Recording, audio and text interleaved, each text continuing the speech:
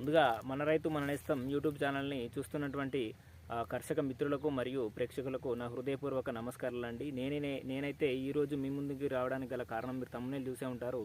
అదేంటంటే మనకు ఈ మధ్యలో కనుక చూసుకున్నట్లయితే అటు ప్రధాన దినపత్రికలలో వార్తలనైతేనేమి, లేదంటే అసెంబ్లీలో కానీ, లేదంటే పార్లమెంట్లో కానీ మనం ఈ మధ్య కాలంలో చూసుకుంటే ఒక చర్చ అనేది వేడిగా జరుగుతుంది.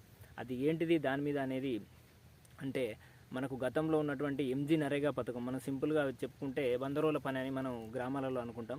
ఆ 100 రోజుల పని ఉన్న ఎంజీ నరేగా పథకం అనే దానిలో కొన్ని అంటే విధి విధానాలను మార్పులు చేర్పులు చేసి మనకు దాని ప్లేస్లో బీబీజీ రామ్జీ అనే కొత్త పథకాన్ని ప్రస్తుతం ఉన్నటువంటి అధికారంలో ఉన్నటువంటి బీజేపీ ప్రభుత్వం తీసుకొని రావడం జరిగింది. సో మరి దానివల్ల మన రైతులకు అంటే మనకు గ్రామీణ ఉపాధి హామీ పథకం అంటేనే కంప్లీట్గా విలేజ్లలో పెట్టుకున్నటువంటి పథకం.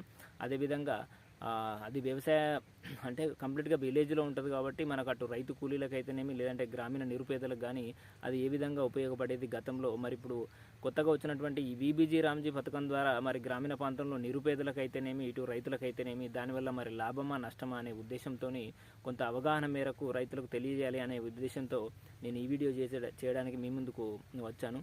సో దానిలో భాగంగానే మనం